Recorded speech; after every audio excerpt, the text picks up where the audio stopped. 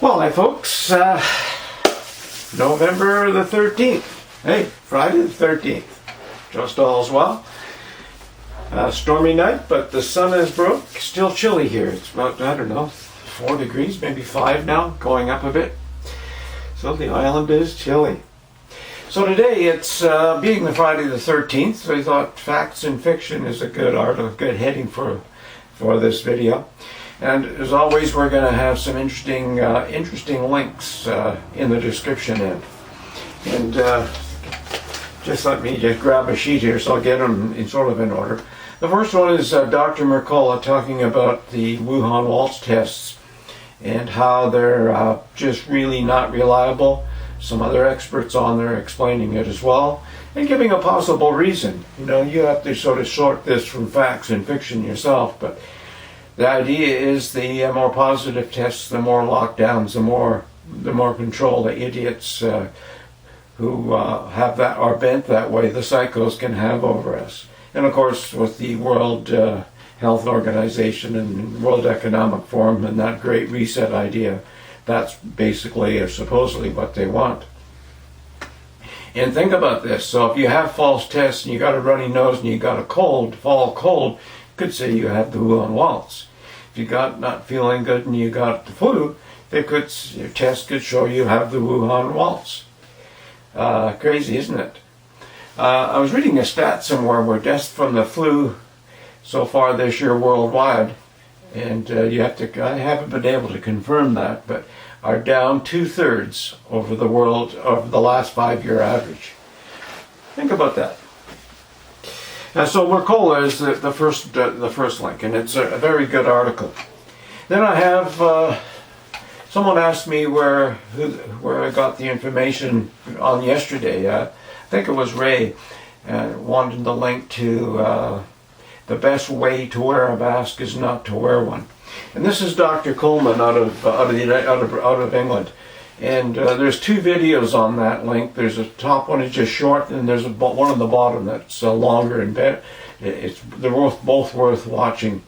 The first one is Cole's notes. Second one is his full video. And you know, back in January, February, we thought masks were maybe a good idea. We didn't know what the hell was going on. Actually, my wife had designed masks and all that sort of thing.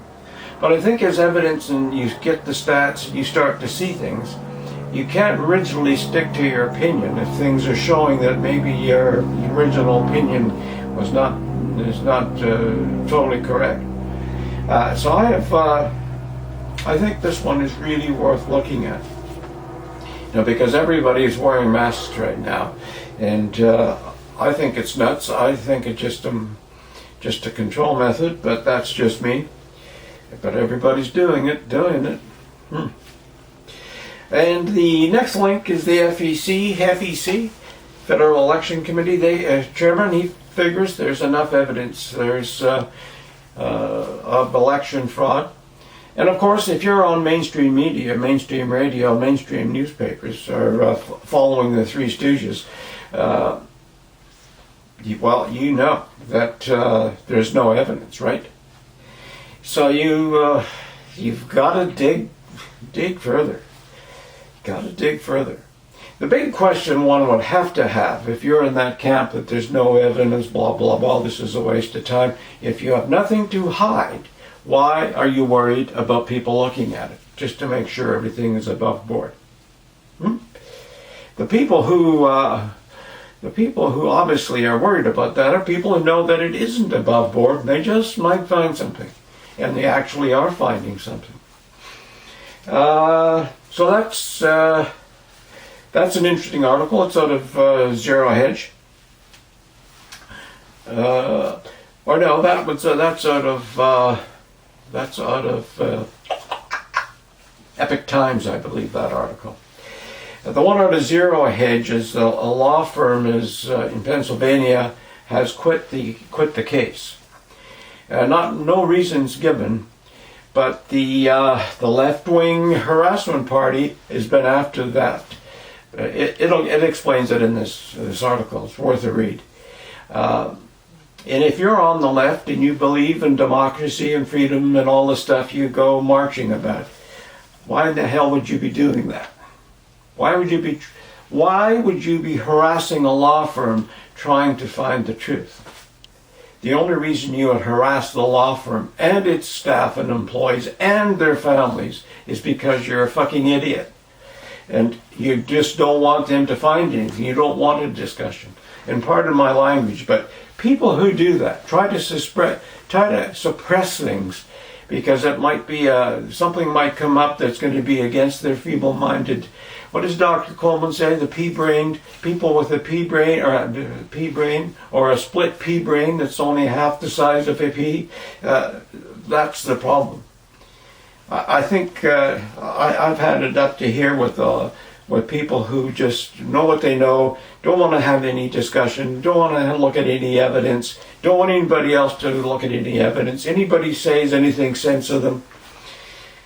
Talking about censoring, it's like Pelosi. She's not taking responsible for losing a few seats. It's Facebook's fault. They haven't been censoring enough.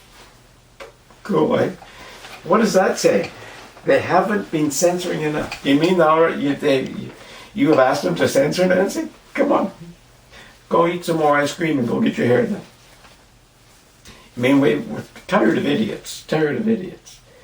But this law firm being harassed, and of course there's always other sides to a story, so one has to sort of check that out. But the requests for harassment are in this article. There's copies of the text and that being sent out.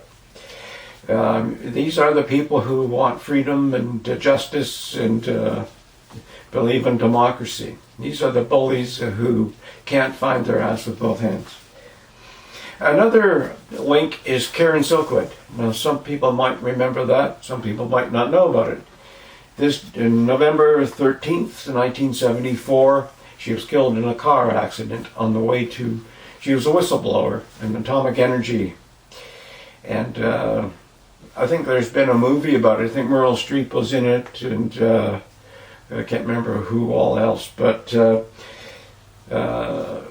a couple of videos in the link, and you can always look up the movie. You probably pick that up off of one of your favorite movie places. But it's interesting because the CIA got involved just to cover it all up, so no information was really kicked out. It's an intriguing story.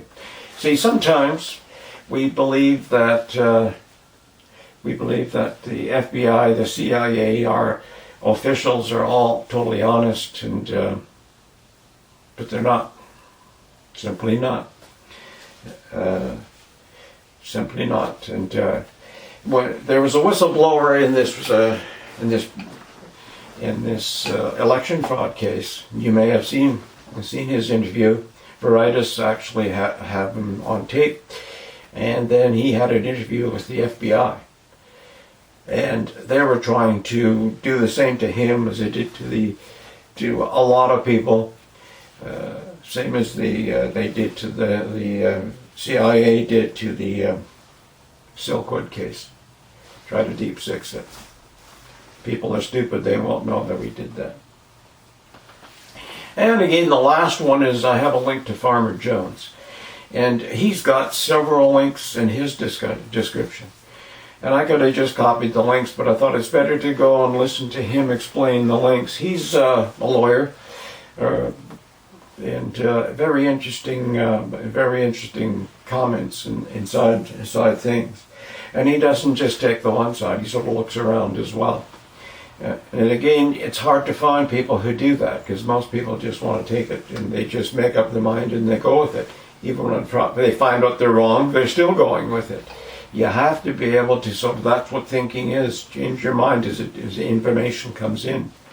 Sometimes you're right on, spot on, and you don't have to do that. But a lot of times, like we were with masks, back in January, February, we had a lot less information, a lot less stats than we do now.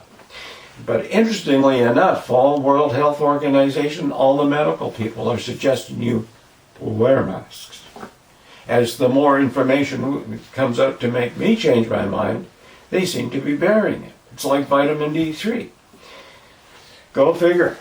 I mean, this is if you're watching mainstream media, you're just got your head in the sand. You're going to get kicked in the ass, and you just won't see it coming, and it's going to really hurt. But anyway, it's weekend here, so there's a lot of links there if you have a mind to. You want to sort of check things out and maybe shake up some of your solid thoughts. It'll be interesting. Take care. Have a good one. See you tomorrow. Bye for now.